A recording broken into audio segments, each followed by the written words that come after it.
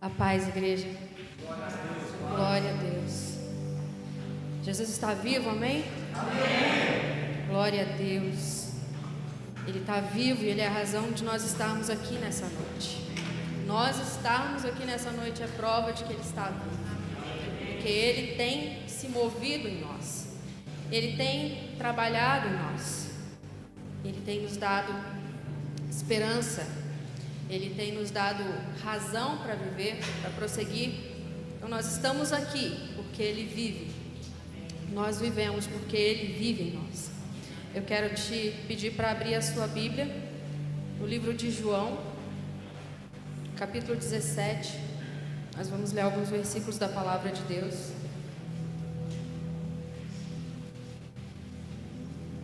Evangelho de João, capítulo 17. Vou ler a partir do versículo 13. Mas agora eu vou para ti, e digo isto no mundo para que tenham a minha alegria completa em si mesmos. Dei-lhes a tua palavra e o mundo os odiou, porque não são do mundo, assim como eu não sou do mundo. Não peço que os tires do mundo, mas que os livres do mal. Não são do mundo, como eu do mundo não sou. Santifica-os na tua verdade. A tua palavra é a verdade. Assim como tu me enviaste ao mundo, também eu os enviei ao mundo. E por eles me santifico a mim mesmo, para que também eles sejam santificados na verdade. E não rogo somente por estes, mas também por aqueles que pela tua palavra hão de crer em mim. Pai, nós te louvamos pela tua presença. Nós te louvamos, Senhor, pela tua palavra, que é viva, que é poderosa, que é eficaz. Essa mesma palavra, Senhor, que nos encontrou e operou em nós para gerar fé para que fôssemos salvos. E hoje está aqui diante de nós e dentro de nós, Senhor, para operar em nós conforme a tua vontade. Que o Senhor venha nos dar entendimento, que o Senhor venha nos direcionar, nos corrigir, nos instruir, para que nós sejamos, Senhor, aptos diante de ti. Para que nós estejamos prontos para receber aquilo que o Senhor tem para nós. Nós sabemos que o Senhor está em nosso meio ministrando nessa noite. E eu quero te pedir, Espírito Santo, nos ajuda a estarmos atentos para o que o Senhor tem feito em nós. Para que nós não percamos nada daquilo que o Senhor está fazendo. Para que nós não estejamos desapercebidos. Para que nós não estejamos distraídos. Que nada nos roube da atenção da tua presença, Senhor, e do desejo por ti. Fala conosco nessa noite, Pai. Pela sua misericórdia e bondade, em nome de Jesus. Amém. Pode se sentar, irmãos. Deus é maravilhoso. E quando a gente lê esse texto, é um trecho da oração que Jesus fez logo antes de ele ser traído por Judas e entregue para ser crucificado. E em todos os evangelhos é só João que registra essas últimas palavras de Jesus. Os evangelhos vão citar que Jesus, ele orou intensamente, mas é só João que registra algumas dessas palavras da oração de Jesus.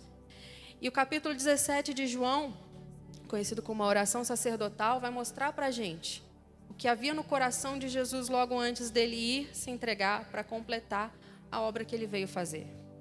E como diz a palavra, Jesus amou seus discípulos e os amou até o fim. E ele estava ali, intercedendo e orando junto ao Pai por nós, para aqueles discípulos que estavam ali. Mas o versículo 20 é maravilhoso porque ele diz ao Pai: eu estou rogando não somente por estes, mas por todos aqueles que hão de crer através da tua palavra. Jesus já orava por você e por mim. Jesus já estava ali intercedendo por nós. E é maravilhoso quando alguém ora por nós, não é verdade?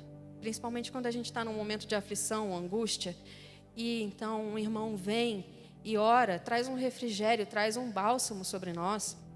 Alguém que vem e ora conosco ou ora por nós. Então imagine agora Jesus orando por você e por mim.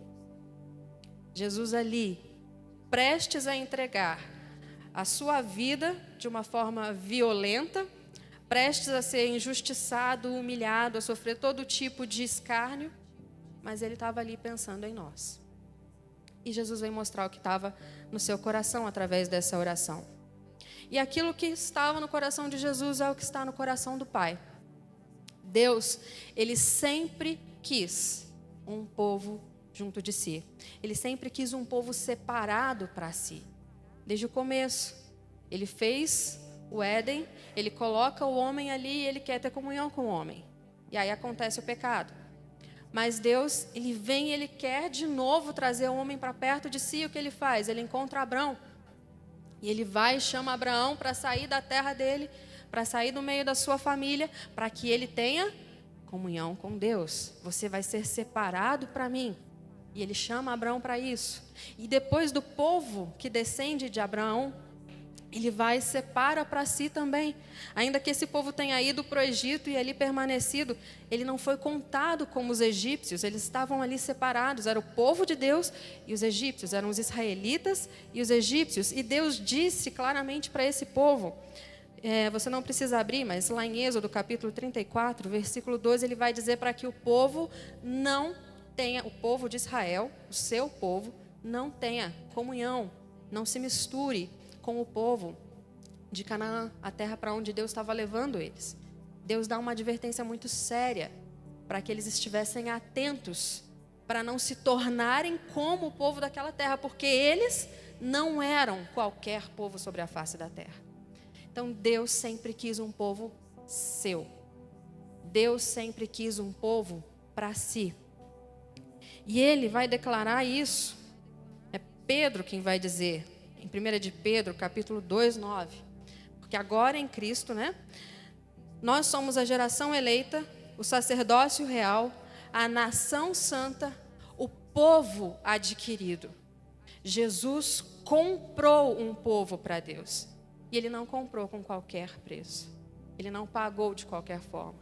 Não foi com ouro ou prata, ou pedras preciosas, como Pedro mesmo diz, mas com o seu sangue precioso. Ele comprou para Deus povos de todas as tribos, raças, línguas e nações. E nós nos tornamos propriedade de Deus. Somos sua possessão. Pertencemos a Deus.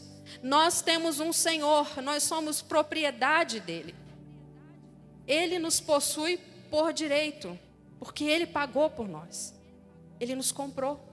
E não pensemos nós que, nós éramos livres e agora nós somos escravos. Não, nós éramos escravos do pecado, de um Senhor que nos oprimia, que não nos dava nenhuma oportunidade, mas que estava o tempo todo ali, nos oprimindo, colocando sobre nós um jugo pesado demais para carregar, mas Jesus nos redimiu. Ele nos comprou. Nós somos propriedade dEle. Propriedade dEle. Nós pertencemos ao Senhor. E isso não nos diminui, muito pelo contrário. Pensar que o Deus eterno, santo, absoluto, soberano, que não precisa de nada, Ele quis me adquirir para si, é uma honra e um privilégio. Então eu pertenço a Ele. E essa é a alegria da minha vida. Saber que eu sou dEle. Saber que eu estou nele, porque Ele me trouxe para si. Amém? Vá guardando essas palavras no seu coração. E o Senhor, então, ali nessa oração, Ele começa a rogar por aqueles que Ele adquiriu. E por aqueles que ainda viriam, por causa dessa mesma aquisição, desse mesmo preço pago. E Ele começa a rogar. E aí nós vamos meditar nessa palavra de Jesus, na oração que Ele fez, em 3 aspectos, 3 coisas que Jesus nos mostra nessa oração. Mas antes nós precisamos lembrar que Deus, Ele nos adquiriu como uma propriedade peculiar, porque toda a terra pertence ao Senhor. E tudo o que nele, toda a terra e todo ser que vive na terra pertence ao Senhor. É o que está lá em Salmo número 24.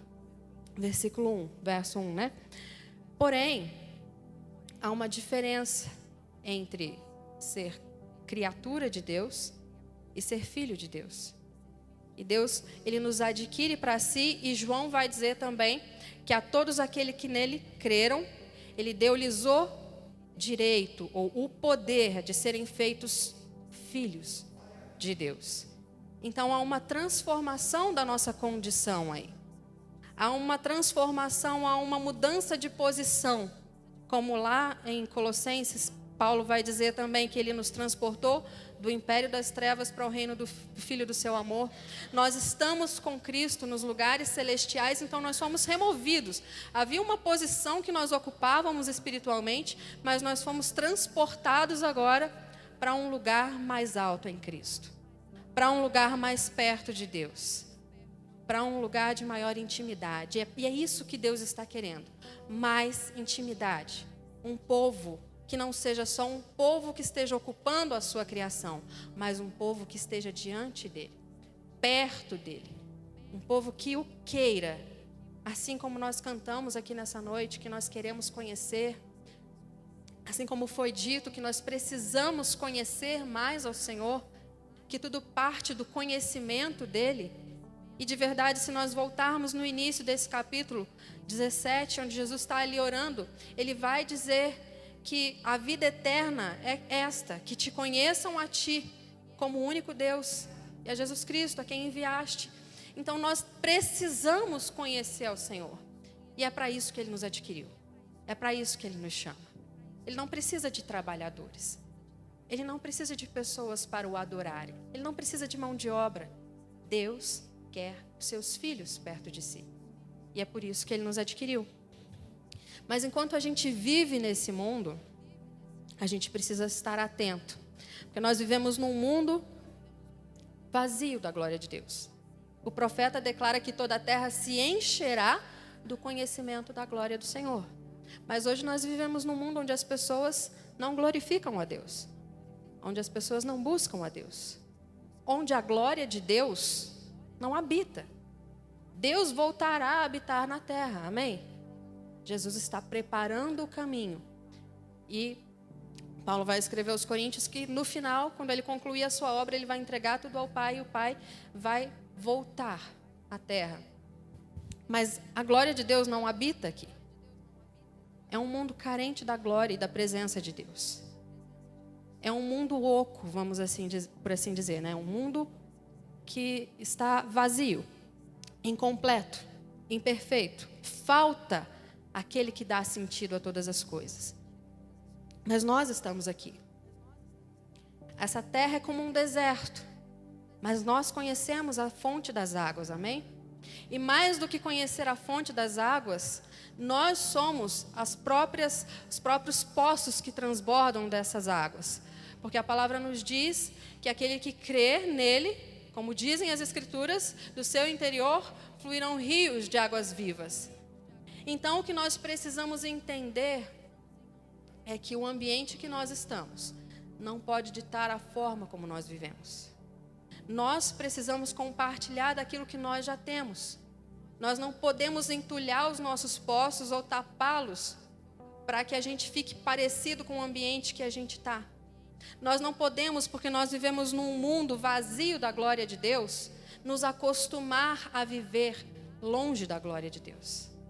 Nós não podemos nos conformar, porque a presença de Deus não habita aqui, em que nós não tenhamos comunhão com a presença dEle. Nós não podemos nos acostumar. Nós não podemos achar que é normal, porque aqui no mundo é tudo assim, porque nós não somos do mundo. E aí eu quero te convidar para a gente meditar então naquilo que Jesus nos fala na sua oração. Primeiro, nós não somos do mundo. Jesus ele começa a orar e no versículo 14 ele vai dizer que ele compartilhou com seus discípulos, com aqueles que creram a sua palavra, e o mundo odiou os discípulos. Por quê? Porque eles não eram do mundo, assim como Jesus também não. Jesus esteve nesse mundo, mas ele nunca foi desse mundo. Ele nunca compactuou com as obras infrutuosas desse mundo. Ele andou aqui perfeitamente, sem se corromper, sem pecar, sem desobedecer, sem falhar com o Pai. Ele esteve nesse mundo como um perfeito filho de Deus, em comunhão plena com o Pai. E ele diz, assim como eu não sou, eles também não são. Então nós estamos no mundo, mas não somos do mundo. De novo, toda a terra pertence ao Senhor. Toda a terra e tudo o que nela vive pertence ao Senhor. Porém, há uma separação entre aquilo que pertence peculiarmente ao Senhor. É o que Deus vai dizer lá em Êxodo capítulo 19, versículo 5. Vou abrir aqui rapidinho. Êxodo capítulo 19, versículo 5. O Senhor vai dizer ao seu povo: agora, se me obedecerem e cumprirem minha aliança, serão meu tesouro especial dentre todos os povos da terra, pois toda a terra me pertence. Há uma diferença entre estar entre as obras da criação de Deus e fazer parte do seu tesouro especial, ser sua propriedade peculiar. João também vai escrever na sua primeira epístola, no capítulo 5, versículo 19: sabemos que somos de Deus e que todo o mundo está no maligno. O mundo pertence ao Senhor. Amém? O diabo não tem 1 milímetro da criação. Ele é um usurpador. Ele não tem absolutamente nada. O domínio de Deus se estende sobre cada milímetro quadrado do universo. Tudo pertence a Ele. Mas o mundo jaz no maligno. Isso significa que aqui ele tem influência. Quer dizer que aqui ele opera, ele tem uma área de atuação. E aí, João vai lembrar, nós sabemos que somos de Deus, mas o mundo em que nós vivemos está hoje sob influência do maligno. Então nós não podemos ficar à vontade nesse lugar. Nós não podemos estar confortáveis num lugar onde o nome de Deus não é honrado, onde o nome de Deus não é glorificado, onde o Senhor não tem o louvor que é devido. Nós não podemos estar à vontade nesse mundo. Nós estamos aqui, mas nós não pertencemos a esse lugar. A Bíblia vai dizer que nós somos peregrinos e forasteiros. A gente não tem morada permanente nessa terra. Na verdade, ninguém tem morada permanente nessa terra, né? A nossa vida, ela tem uma duração curta, a gente está aqui de passagem. Mas a gente costuma tão facilmente se esquecer disso e se apegar às coisas, como se a nossa vida fosse só isso aqui. E a gente vive em função de satisfazer os desejos momentâneos. As coisas que aparentemente podem satisfazer no momento. Mas, além de não ser lógico isso, da percepção lógica a gente já poder entender, não faz sentido se apegar a uma vida ou a uma forma de vida que daqui a pouco, tão breve, vai passar. Deus também nos lembra que não faz o menor sentido nos apegarmos a um lugar onde nós não pertencemos. O nosso coração tem que estar no lugar certo. E o lugar certo não é nesse mundo. Paulo, também escrevendo aos Colossenses, ele vai falar que nós que fomos salvos, nós que estamos em Cristo, agora os nossos pensamentos têm que estar nas coisas do alto, nas coisas que são mais excelentes, nas coisas que são eternas. E a gente se desgasta com as coisas daqui. Não é que a gente vai ser alienado e parar de viver e parar de cuidar das coisas que são necessárias, mas a gente não vai viver em função disso. A gente não vai viver como se a nossa vida dependesse das coisas temporais. A gente vai colocar tudo na perspectiva correta e nos lembrar que nós morremos e a nossa verdadeira vida está escondida em Cristo. E quando Ele se manifestar, então a nossa vida e quem nós somos vai se manifestar com Ele. Por enquanto, nós somos uma sombra daquilo que nós seremos. Nós somos um protótipo, vamos dizer assim. E Deus, Ele vai manifestar plenamente quem nós somos em Cristo. A obra que Ele fez em nós, em Cristo, e que Ele está concluindo, vai se revelar quando Cristo voltar. Então, nós seremos completos. E aí tudo vai ser permanente, mas por enquanto tudo é transitório. E Jesus está nos lembrando. E Ele está orando para o Pai. Eles não são desse mundo, porque eu os adquiri. Eles são agora minha propriedade. Você não vê, mas espiritualmente eu acredito que todos nós andamos por aí e tem uma marquinha que sinaliza, e é bem visível, e é possível reconhecer, ali vai um filho de Deus. Ali vai um filho de Deus. Porque a palavra de Deus diz que Ele deixou um selo em nós. Ele deixou a sua marca. Ele deixou a garantia de que nós somos dele e de que Ele vai voltar para nos levar para si. Então nós não estamos aqui perdidos, né? Nós somos dele.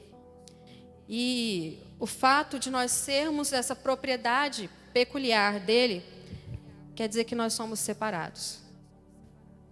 Nós fomos separados para um propósito.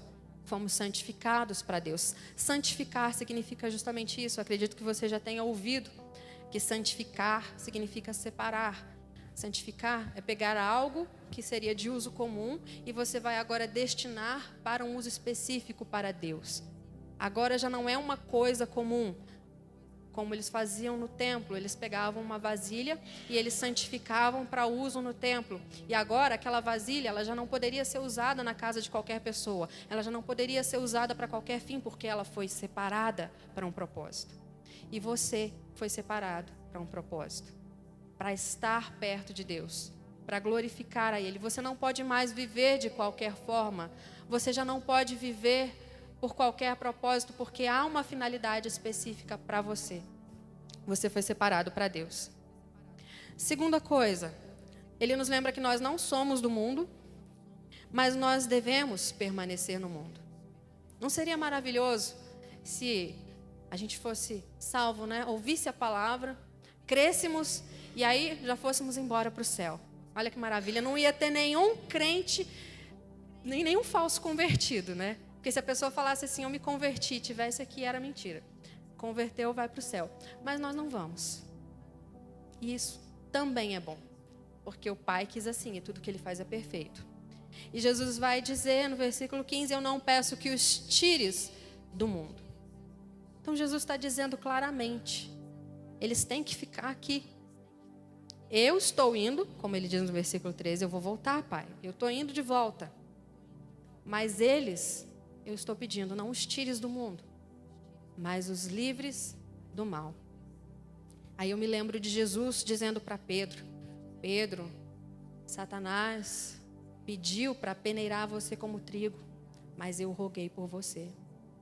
E nós temos um advogado junto ao Pai. Nós temos alguém que está lá intercedendo por nós. E essa é a razão de você e eu estarmos aqui. Nós já devíamos estar há muito tempo pelo caminho, mas nós só estamos aqui ainda hoje, buscando a face de Deus, porque Ele tem rogado por nós. Porque Ele tem intercedido por nós. Porque Ele nos tem sustentado. Amém? Você entende o quanto isso é maravilhoso? Nós temos 1001 motivos para desanimar. Mas nós temos uma garantia, uma certeza de que aquele que intercede por nós, Ele não cessa na sua intercessão. Ele não falha na sua função. Então, nós podemos nos sentir culpados, mas nós temos alguém que nos justifica. Nós temos um acusador, mas nós temos um que nos justifica junto ao Pai. Nós somos cheios de fraquezas, mas nós temos alguém que nos supre em todas as nossas fraquezas. Alguém que não nos desampara. Então, ao invés de desanimarmos, ao invés de acharmos que está difícil demais, que viver o Evangelho é impossível, ou que suportar as aflições que a gente possa estar vivendo no momento é algo difícil demais, nós precisamos nos lembrar que nós temos alguém que intercede por nós. Ele nos fortalece. E Ele não nos abandonou nesse mundo. Não é como se Ele dissesse, olha, eu estou indo embora de volta para o Pai. Eu já disse tudo que vocês precisavam ouvir. Agora vocês guardem a minha instrução. E quando eu voltar, a gente vê o que aconteceu. Ele não nos deixou órfãos. Ele disse, é melhor que eu vá. Porque se eu não for, vocês não vão receber o Consolador. E o Espírito Santo veio para habitar em nós. E para continuar a obra de Deus em nós. O Espírito Santo habita conosco hoje e Ele continua a obra de Jesus. E Jesus não nos deixou aqui também por um capricho. não deixou simplesmente porque não tinha lugar para nos levar. Ele tem um propósito em nos deixar aqui. E ele vai dizer no versículo 18: assim como me enviaste ao mundo, também eu os enviei ao mundo.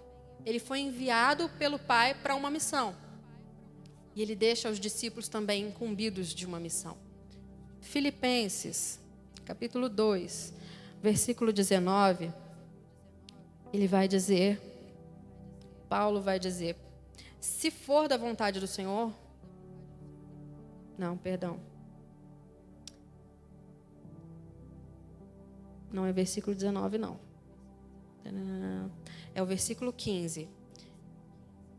De modo que ninguém possa acusá-los. Levem uma vida pura e inculpável, como filhos de Deus, brilhando como luzes resplandecentes num mundo cheio de gente corrompida e perversa. Nós precisamos fazer o que Jesus fez. Ele veio para revelar o Pai. E Ele nos deixa aqui para apresentar o Pai ao mundo. Para brilhar a luz de Deus, obviamente, porque nós não temos luz própria, mas como luzes resplandecentes, pela luz que nós recebemos do Pai, brilhando no mundo cheio de gente corrompida e perversa. Nós temos que apresentar Jesus para o mundo. Nós temos que mostrar o Pai. E como é que nós vamos mostrar aquele que a gente não conhece? Então nós voltamos ao início do culto, nós precisamos conhecer o Senhor. Nós precisamos estar com Ele primeiro.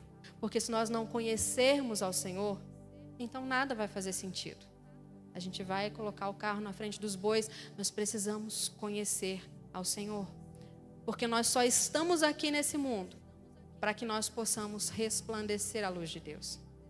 Pense comigo, se esse mundo está caído e em trevas, e as pessoas naturalmente não buscam a Deus, mas todas estão destituídas da sua glória, como a palavra também vai dizer, todos se fizeram inúteis, ninguém busca a Deus.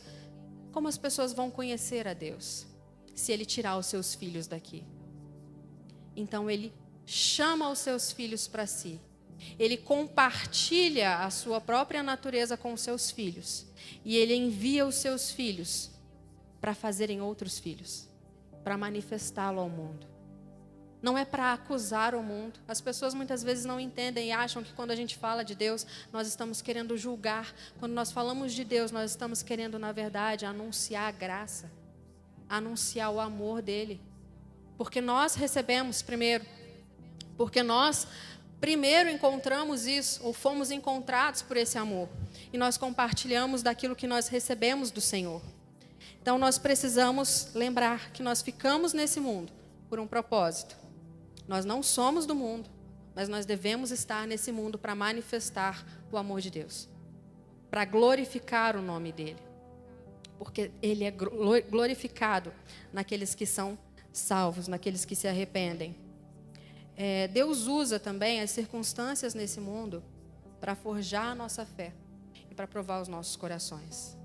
É assim, e a gente vê desde o Antigo Testamento.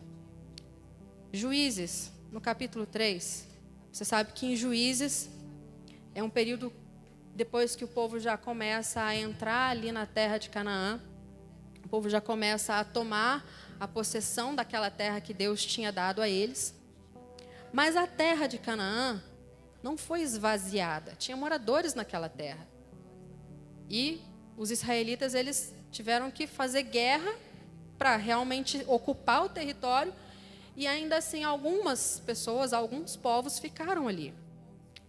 E Juízes 3 vai registrar para nós as palavras do Senhor. Estas são as nações que o Senhor deixou na terra para pôr à prova os israelitas que não haviam participado das guerras em Canaã.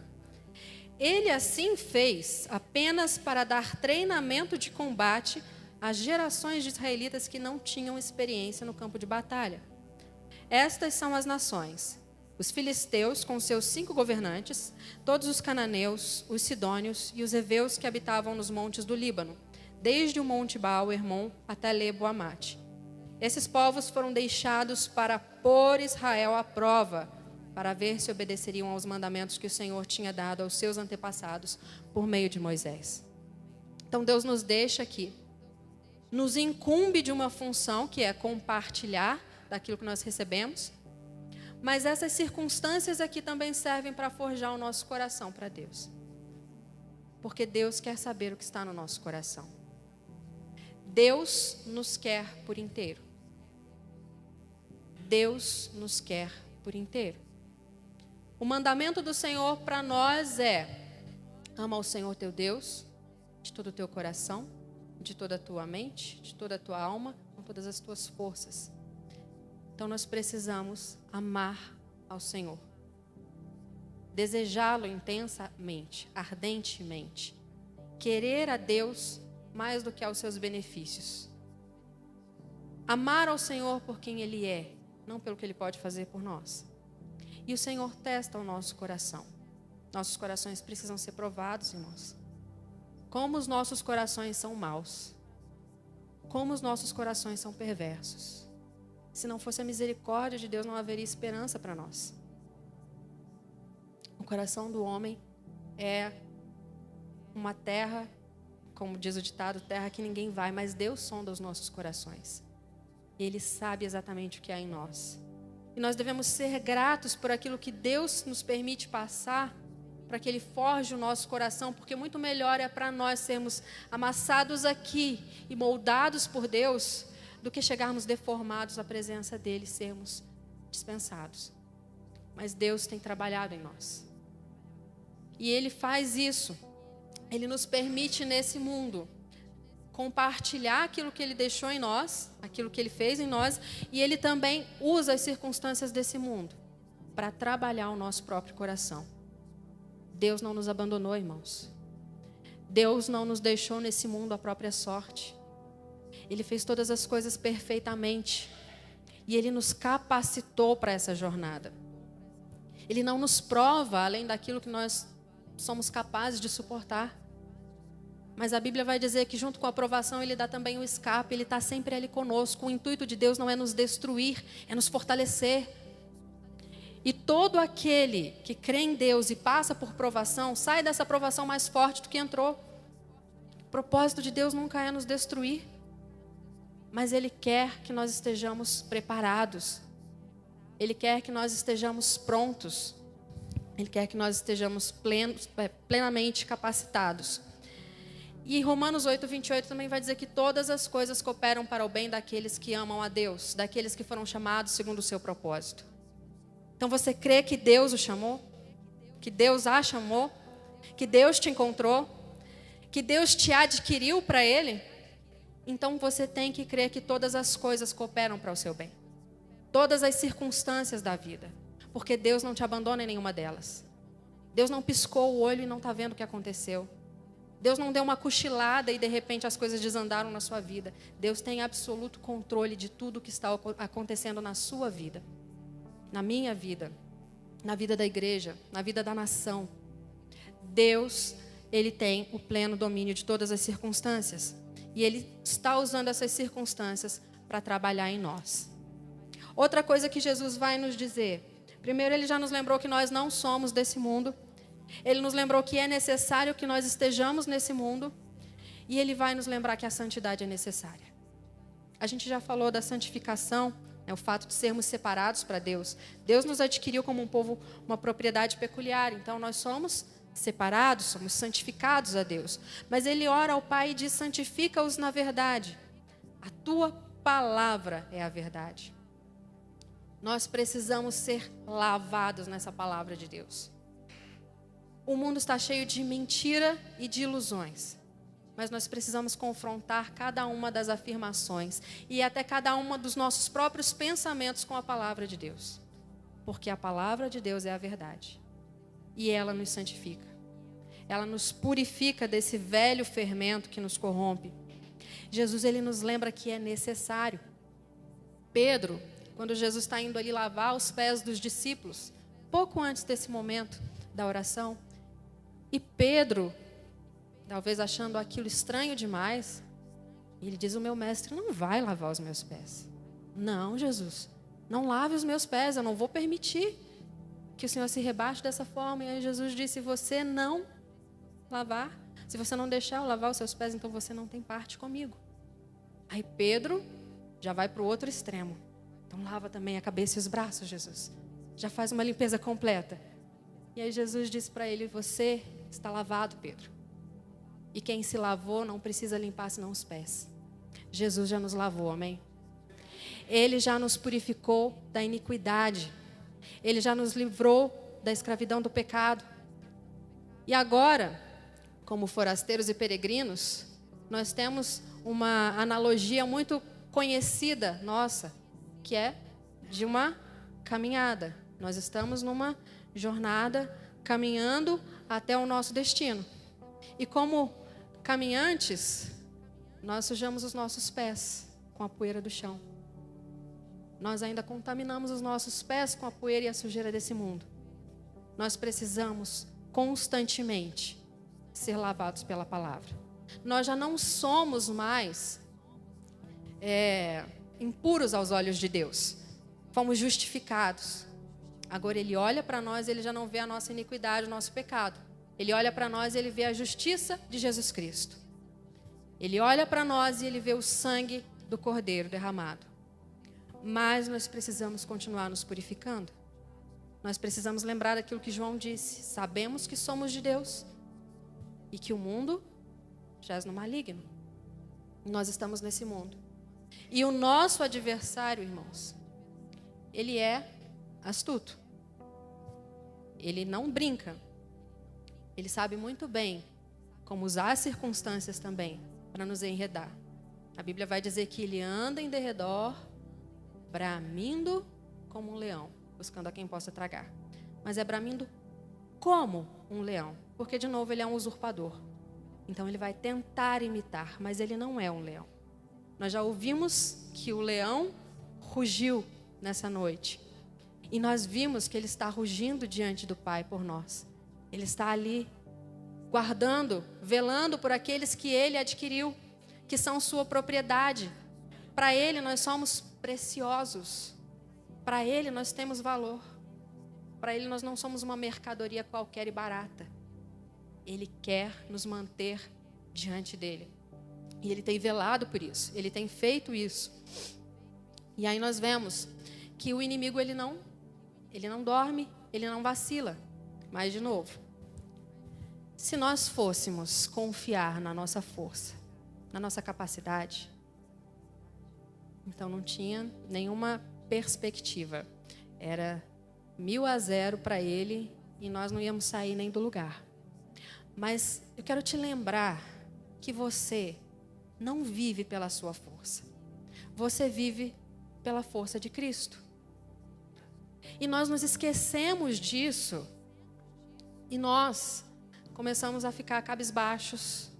Nós começamos a assumir uma postura de derrota espiritual, como se nós não fôssemos capazes de obedecer a Deus, como se nós não fôssemos capazes de fazer aquilo que Deus espera de nós.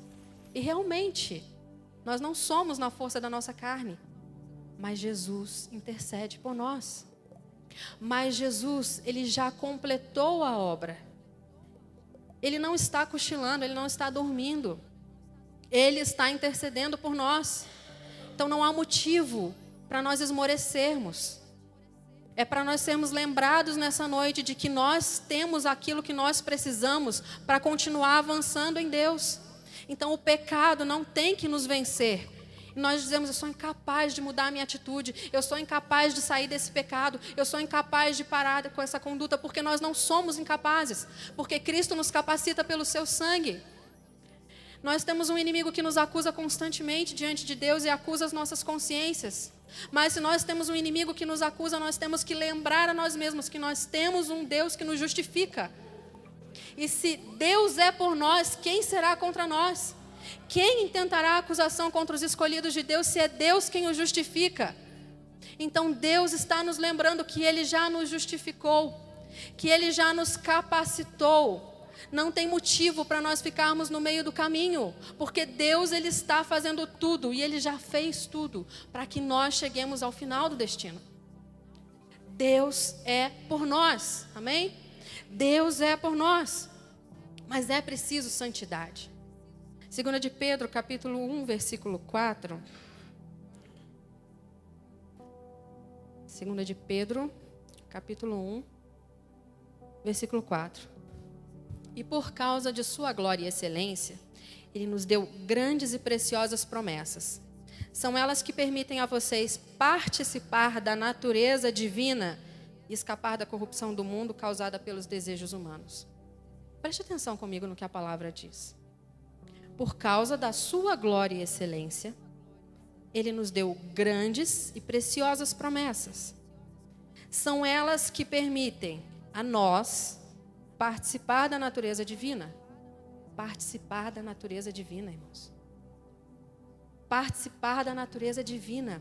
É Deus nos dando a sua natureza. Ele não só nos chama filhinhos, como um modo carinhoso, mas ele diz, vocês são meus filhos. Eu estou gerando vocês, eu estou colocando a minha natureza em vocês. Vocês vão ter o meu DNA. Vocês são meus filhos gerados por mim. E por causa disso, por causa de receber a natureza de Deus, nós somos capazes de escapar da corrupção do mundo. Então já não somos mais subjugados pelo pecado que nos oprimia.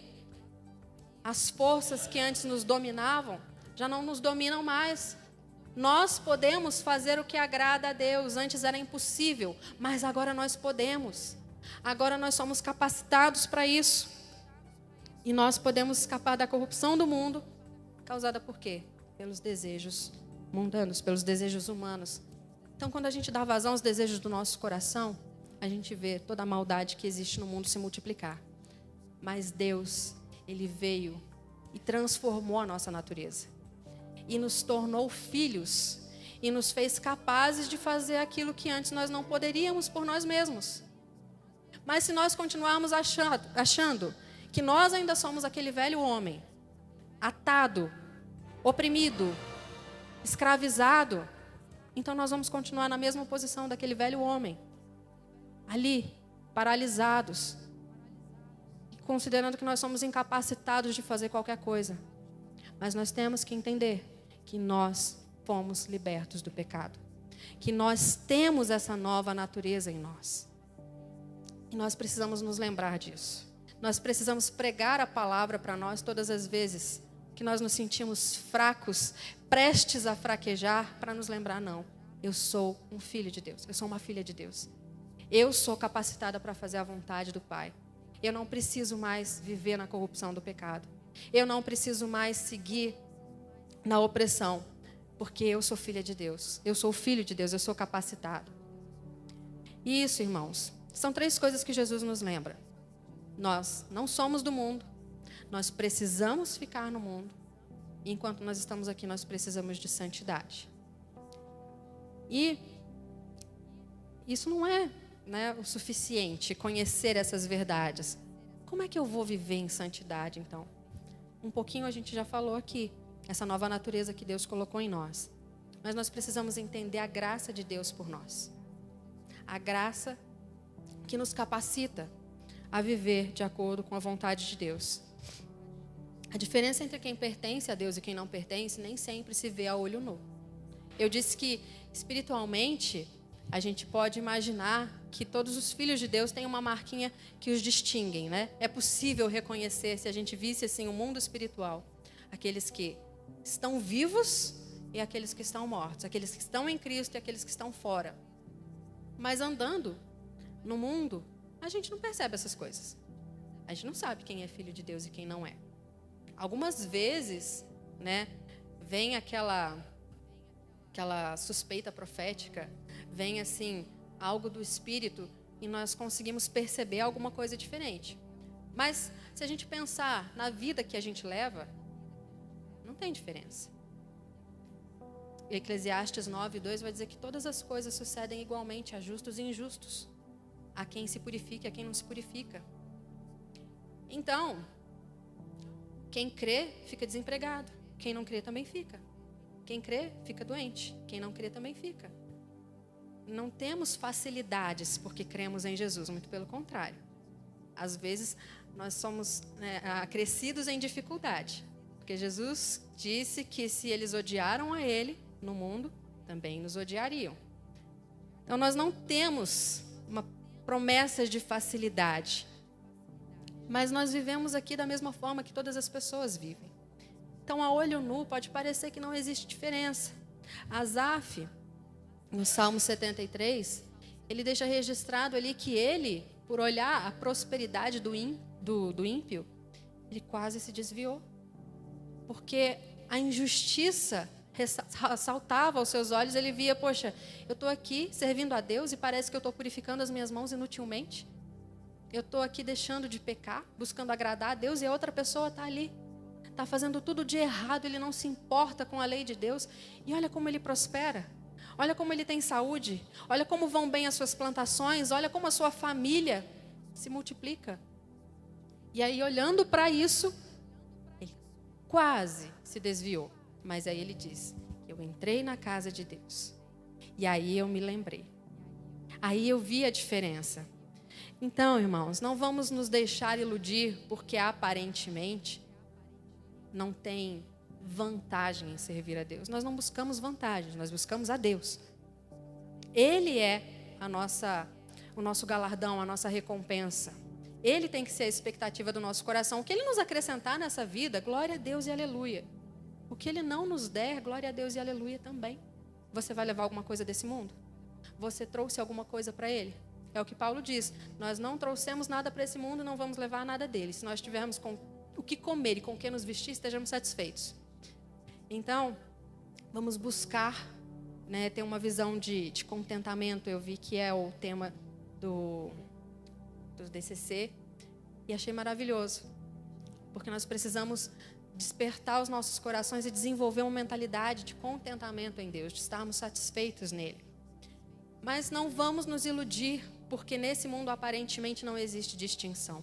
Porque Deus, Ele conhece perfeitamente o que são seus.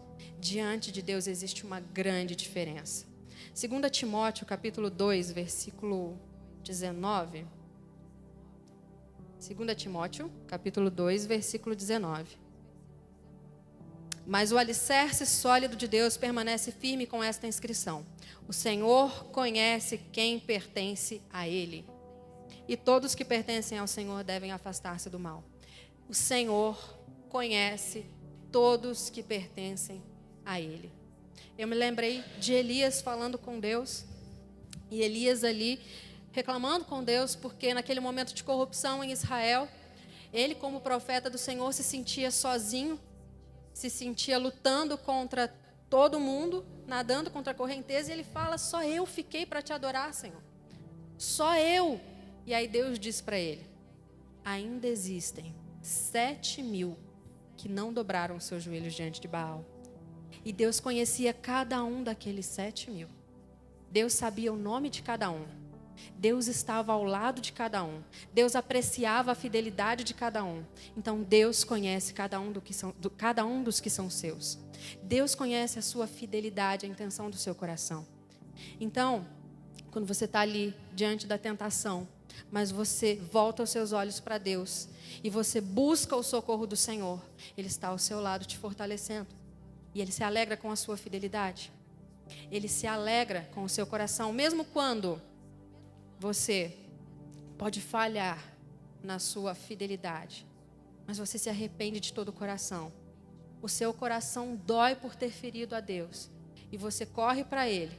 E você se lamenta diante dEle. Ele se alegra com o seu arrependimento.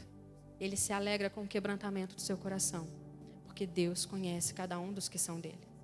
E Deus, Ele não tem prazer na morte do que morre. Ele diz isso. Ele também vai dizer aqui, através de Paulo, que a vontade dele é que todos os homens cheguem ao conhecimento dele. Todos se salvem. Deus não tem prazer naquele que se perde. Mas Ele nos chama para perto. E não só nos chama para perto, Ele intercede por nós. E não só intercede por nós, Ele nos dá capacidade de viver aquilo que Ele requer de nós.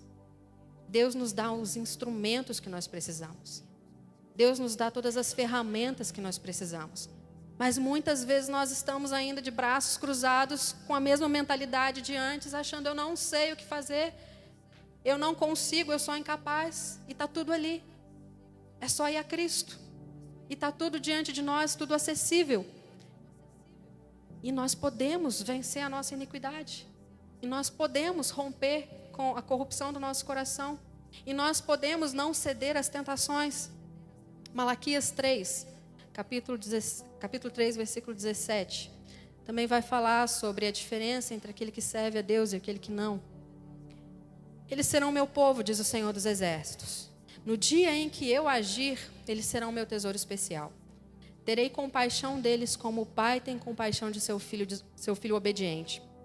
Então vocês verão outra vez a diferença entre o justo e o mal, entre o que serve a Deus e o que não serve. Deus distingue perfeitamente. Diante dele, o mal não passa por bem e o bem não passa por mal. A injustiça não passa por justiça. Deus não encobre, Deus não joga as coisas para baixo do tapete. Deus não se esquece da fidelidade. Deus conhece perfeitamente os que são seus. E ainda que o mundo não reconheça isso, e ele possa olhar para nós e perguntar: onde está o seu Deus? De que tem adiantado a sua fé? É inútil. Isso é perda de tempo. Ainda que o mundo não saiba, diante de Deus nós somos conhecidos. Diante de Deus os nossos nomes estão escritos. Ele diz que estão escritos na palma da sua mão. E ainda que uma mãe possa se esquecer do seu filho, Deus jamais se esquece. Então Deus conhece cada um dos que são seus. Deus nos capacita a viver de modo piedoso por meio da sua graça extraordinária. Tito, capítulo 2. E nesses tempos, irmãos, em que a graça tem sido tão deturpada, né?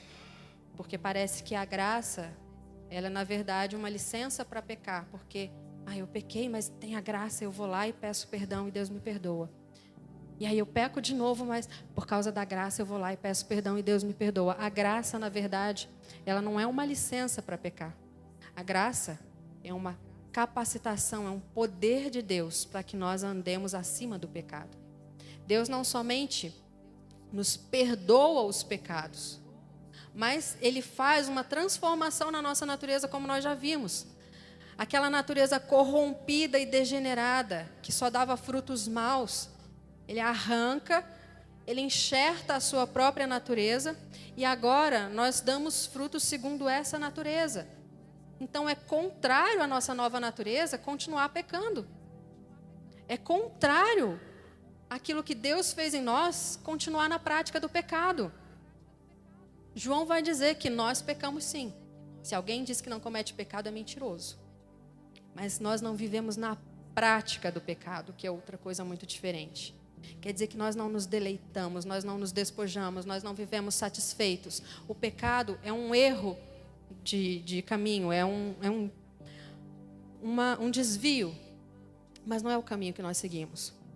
Tito, capítulo 2, versículo 11, vai dizer: pois a graça de Deus foi revelada, e a todos traz salvação. Somos instruídos a abandonar o estilo de vida ímpio e os prazeres pecaminosos. Neste mundo perverso, devemos viver com sabedoria, justiça e devoção, enquanto aguardamos esperançosamente o dia em que será revelada a glória de nosso grande Deus e Salvador, Jesus Cristo. A graça de Deus se há manifestado a todos os homens. A graça de Deus se manifestou salvador a todos os homens. A graça de Deus. Pela graça nós somos salvos. Mas mais do que salvos, não para aí. Não quer dizer que nós somos só salvos da condenação. Mas além disso, essa graça, ela nos instrui, ela nos capacita a abandonar o estilo de vida ímpio e os prazeres pecaminosos, para que nós vivamos nesse mundo com sabedoria, justiça e devoção. Então, como é que eu vou dizer que eu não posso fazer aquilo que Deus espera de mim? Se Ele, pela sua graça, não só perdoa os pecados, se eu acredito que pela graça de Deus os pecados foram perdoados, eu tenho que acreditar também que por essa mesma graça de Deus, eu sou capacitada a fazer a vontade de Deus. Então Deus nos capacita pela sua graça, para que a gente possa ter sabedoria, para que a gente possa praticar a justiça e para que a gente possa ter uma vida de devoção, que é uma vida consagrada a Ele, é uma vida de obediência. Então, Deus nos capacita. Filipenses, a gente já leu parte desse texto, mas a gente vai voltar lá para ler alguns outros versículos. Filipenses capítulo 2. A gente leu o versículo 15, a gente vai ler a partir do 13 agora. Pois Deus está agindo em vocês, dando-lhes o desejo e o poder de realizarem aquilo que é do agrado dele. Façam tudo sem queixas nem discussões, de modo que ninguém possa acusá-los. Levem uma vida pura e inculpável como filhos de Deus, brilhando como luzes resplandecentes num mundo cheio de gente corrompida e perversa. O versículo 13 vai dizer que Deus, em algumas versões vai estar dizendo, opera em nós tanto o querer como o realizar ou efetuar. Aqui vai dizer, eu gosto muito dessa versão, que Deus, Ele está em nós, nos capacitando, agindo em nós, dando-nos o desejo e o poder de realizar aquilo que é do agrado dele. Naturalmente, nós nunca íamos querer fazer aquilo que agrada a Deus. Esse desejo nunca ia brotar no nosso coração. Mas nós temos hoje o desejo de agradar ao Pai, porque a graça dele está trabalhando em nós, porque a natureza dele foi implantada em nós. E ele não só coloca esse desejo e nos deixa incapazes de atingi-lo, mas ele coloca o desejo de agradar a ele e ele coloca também a capacidade de fazer isso. Ou seja, você vai querer me obedecer e você vai conseguir me obedecer. Você vai querer fazer aquilo que eu quero, que me agrada, que faz o meu coração feliz, e você vai conseguir fazer isso, porque eu estou te ajudando, porque eu estou trabalhando em você. Então nós não podemos partir a graça em pedacinhos e aceitar só uns pedacinhos dela. A graça, ela me salvou, mas a graça não me sustenta. Se a graça que me salvou não me sustenta, então ela não me salvou. Eu preciso rever toda a minha fé. Eu preciso repensar tudo de novo, porque Deus está dizendo muito claramente na sua palavra. Ele opera em nós, tanto querer como realizar. Então, se ele despertou o seu coração para buscar, é porque ele também está te capacitando para obedecer. Amém? Glória a Deus por isso. Porque isso é razão de esperança para nós, irmãos. Porque quantas vezes o inimigo e a nossa própria consciência não nos acusa sobre a nossa incapacidade. E realmente nós somos débeis e fracos. Nossa justiça para Deus é como trapo imundo. Mas Deus está dizendo, eu estou te capacitando. Eu estou te dando tudo o que você precisa. Não vai faltar coisa nenhuma. Então você não vai ficar pelo meio do caminho porque você não tinha o suficiente. Eu estou trabalhando em você. Estou despertando o seu coração para me buscar. Eu estou colocando desejo por mim. E eu estou também te ajudando a caminhar. Eu estou te fortalecendo. E os recursos de Deus e a intercessão de Jesus são a nossa certeza de vitória. Para terminar, eu quero ler aqui 2 de Pedro. A gente também já leu esse capítulo, mas a gente vai ler outro versículo. 2 de Pedro, capítulo 1, de novo, versículo 3. Deus, com o seu poder divino, nos concede tudo de que necessitamos para uma vida de devoção, pelo conhecimento completo daquele que nos chamou para si, por meio de sua glória e excelência. Vamos de novo compreender cada palavra que está aqui.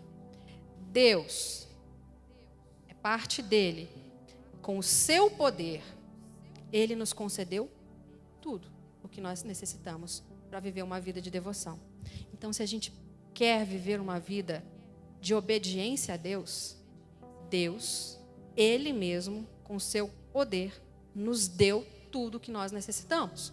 E como é que ele nos deu todas essas coisas? Como é que eu acesso, então, toda essa fonte que Deus tem para mim? Aí ele vai dizer, pelo conhecimento completo daquele que nos chamou para si, por meio da sua glória e excelência. Então, de novo, se eu conheço a Cristo, eu tenho tudo o que eu preciso para agradar ao Pai, para andar em obediência. Então, o segredo, novamente, é conhecer Jesus. É estar na presença dele. A partir dele, todas as coisas vão fluir para a minha vida. Porque ele é a conexão com o céu. Ele é a porta, ele diz, vocês vão entrar por mim e sair, vocês vão achar pastagem. Ele é o recurso. Ele é o provedor, ele é o caminho. Ele é o acesso a tudo isso. Então nós temos tudo o que nós precisamos. Nós não precisamos sucumbir, nós não precisamos desanimar, nós não precisamos esmorecer, nós precisamos é nos fortalecer em Cristo. Nós precisamos é confiar mais na graça daquele que nos chamou. Nós precisamos é entender melhor quem é que tem nos sustentado. Nós precisamos é depender mais de Cristo. Porque quanto mais a gente estiver apoiado nele, menos nós vamos vacilar. Porque ele é uma rocha firme, secular, inabalável. Nele não há mudança nem sombra de variação. Então nós precisamos estar ancorados nele. Deus nos deu todas as coisas que nós precisamos. E, último versículo, Hebreus capítulo 7. Versículo 24 e 25. Mas visto que ele vive para sempre, seu sacerdócio é permanente. Está falando de Jesus. Portanto, ele é capaz de salvar de uma vez por todas aqueles que se aproximam de Deus por meio dele. Ele vive sempre para interceder em favor deles. Só ouvi um aleluia. Essa verdade é tão preciosa, irmãos, que ela tem que nos despertar. Ela tem que nos chacoalhar por dentro. Sabe? Para aquelas horas em que a gente fica ali fraquejando, que a gente fica ali morrinhando, morre não morre, desanima não desanima. Para que a gente seja chacoalhado, para lembrar quem é que está intercedendo por nós, para lembrar de quem é que nós somos, que Ele não nos deixa para trás, Ele não abre mão de nós. Sabe, é preciso muito esforço para a gente sair da presença de Jesus, porque Ele está trabalhando o tempo todo em nosso favor. O tempo todo, o tempo todo. Nós dormimos, Jesus intercede. Nós acordamos, Jesus intercede. Nós comemos, Jesus intercede. Nós respiramos, Jesus intercede. Ele vive para interceder por nós. E a palavra vai dizer que Ele pode perfeitamente salvar de uma vez por todas todos aqueles que se aproximam de Deus por meio dele. Não é que Jesus está tentando fazer alguma coisa por nós, não. Jesus, Ele é a certeza da nossa vitória. Ele é a certeza de que nós temos um lugar junto ao Pai. Então nós precisamos lembrar quem Jesus é. Nós precisamos conhecer Jesus e o seu ofício por nós, para que a gente pare de ficar oscilando nas nossas dúvidas, para que a gente pare de deixar o nosso coração ser açoitado pelas acusações da nossa própria consciência, pelas acusações do inimigo, para que a gente possa se alicerçar cada vez mais firme nele.